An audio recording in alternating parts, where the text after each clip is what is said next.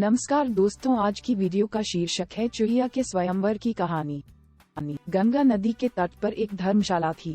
वहाँ एक गुरुजी रहा करते थे। वह दिन भर तप और ध्यान में लीन होकर अपना जीवन यापन करते थे।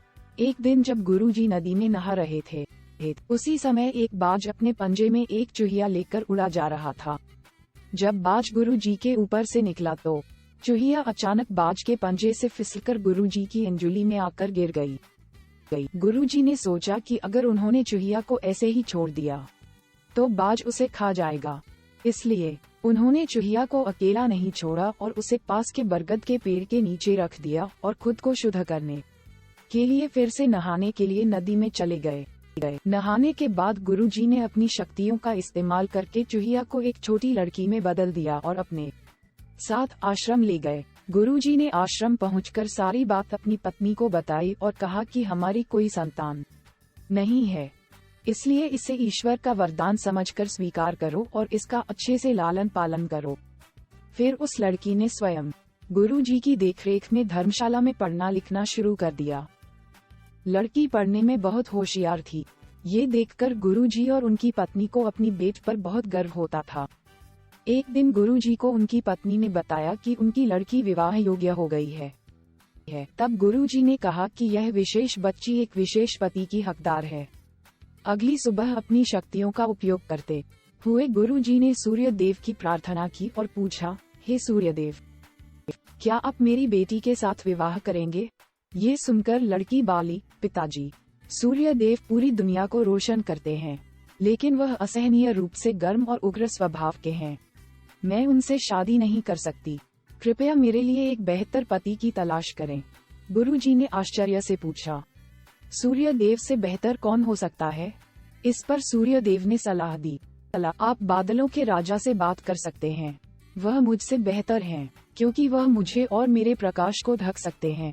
इसके बाद गुरुजी ने अपनी शक्तियों का उपयोग करते हुए बादलों के राजा को बुलाया और कहा, कृपया मेरी बेटी को स्वीकार करें। मैं चाहता हूं कि अगर बेटी की स्वीकृति हो तो आप उससे शादी करें। इस पर बेटी ने कहा, पिताजी, बादलों का राजा काला, गीला और बहुत ठंडा होता है। मैं उससे शादी नहीं करना चाहती। कृपया मेरे लिए एक बेहतर पति की तलाश करें। गुरुजी ने फिर से आश्चर्य में पूछा, भला बादलों के राजा से भी बेहतर कौन हो सकता है? बादलों के राजा ने सलाह दी, गुरुजी, आप हवाओं के भगवान वायुदेव से बात करें। वह मुझसे बेहतर हैं, क्योंकि वह मुझे कहीं भी उड़ा कर ले जा सकते हैं। इसके बाद गुरुजी ने फिर से अपनी शक्तियों का उपयोग करते हुए वायुदेव को बुलाया और कहा, कृपया मेरी बेटी के साथ विवाह स्वीकार करें, अगर वह आपको चुनती है तो। लेकिन बेटी ने वायुदेव से भी विवाह करने से इनकार कर दिया और कहा, पिताजी, वायुदेव बहुत तेज हैं, वह अपनी दिशा बदलते रहते हैं। मैं उनसे शादी नहीं कर सकती।